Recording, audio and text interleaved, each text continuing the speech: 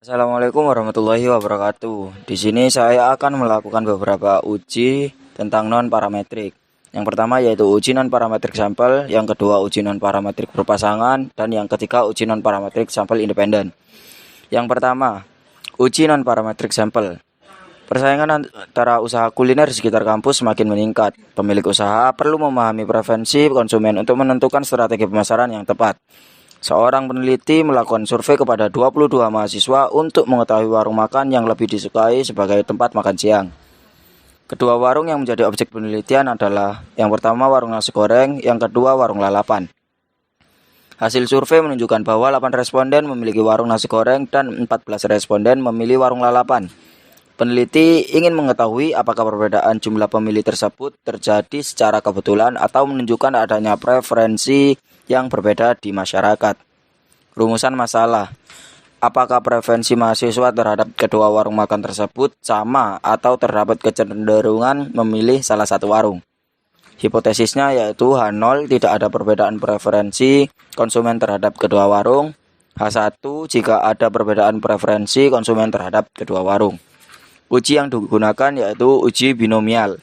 Langkah-langkah: membuat data baru sesuai dengan kode pada tabel. Yang kedua, membuat variabel view, values-nya diganti misal 1 nasi goreng ADD. Terus yang kedua, lalapan. Measure diganti ke scale. Klik set data view, klik values labels. Yang kelima, analyze, non-parametric test, legacy dialog, binomial. 6. Pesaing, variabel 1, klik OK.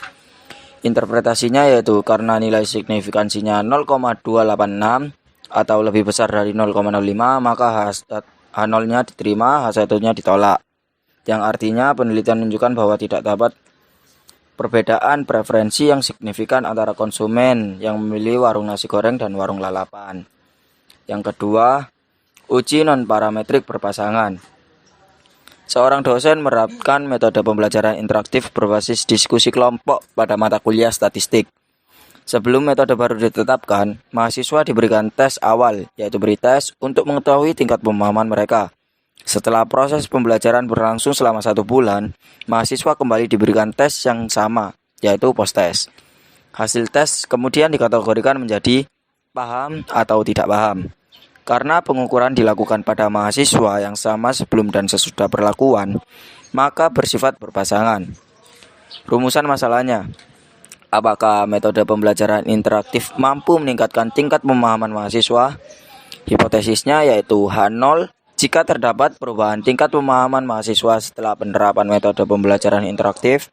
H1-nya jika terdapat perubahan tingkat pemahaman mahasiswa setelah penerapan metode pembelajaran interaktif. Uji yang digunakan yaitu McNemar test atau 2 sampel berpasangan. Langkah-langkahnya: 1. Membuat data baru di Excel dengan kode yang sesuai.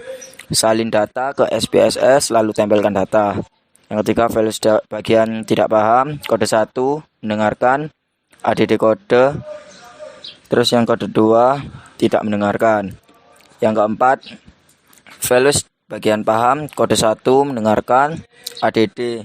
Kode 2, tidak mendengarkan, klik OK. Measure diganti ke cell. Analyze, non-parametric test, legacy dialog, to related sample. Tidak paham, ganti variabel 1, paham ke variabel 2. McNemar dicentang dan di Wilcoxon gak usah dicentang, klik OK. Nilai signifikansinya sebesar 0,04 kurang dari 0,5 sehingga H0 ditolak dan H1 diterima. Hasil pengujian tersebut menunjukkan bahwa terdapat perubahan yang signifikan pada tingkat pemahaman mahasiswa setelah metode pembelajaran interaktif. Uji parametrik sampel independen. Perbankan saat ini menawarkan berbagai jenis layanan yang dapat dipilih masyarakat. Pilihan bank seringkali dipengaruhi oleh karakteristik nasabah, salah satunya tingkat pendidikan. Peneliti ingin mengetahui apakah terdapat hubungan antara tingkat pendidikan dan jenis bank yang dipilih oleh nasabah. Data yang diperoleh dari 15 responden yang dikelompokkan berdasarkan tingkat pendidikan, yaitu SMA dan sarjana. Jenis bank yang digunakan yaitu bank pemerintah dan bank swasta. Rumusan masalah. Apakah terdapat hubungan antara tingkat pendidikan dan jenis bank yang dipilih nasabah? Hipotesisnya, H0 jika terdapat hubungan antara tingkat pendidikan dan jenis bank yang dipilih. H1-nya jika terdapat hubungan antara tingkat pendidikan dan jenis bank yang dipilih. Uji yang digunakan adalah Chi-square test of independence.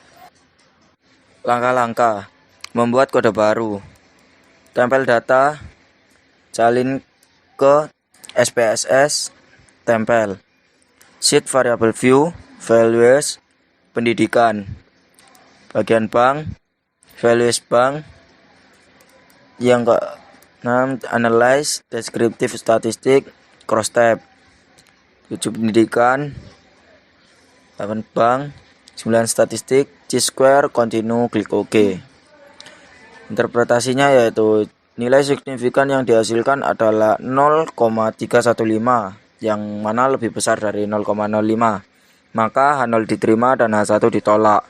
Karena nilai signifikansinya 0,315 atau lebih besar dari 0,05, maka H0 diterima. Yang menunjukkan bahwa tidak terdapat hubungan yang signifikan antara tingkat pendidikan dan jenis bank yang dipilih oleh nasabah.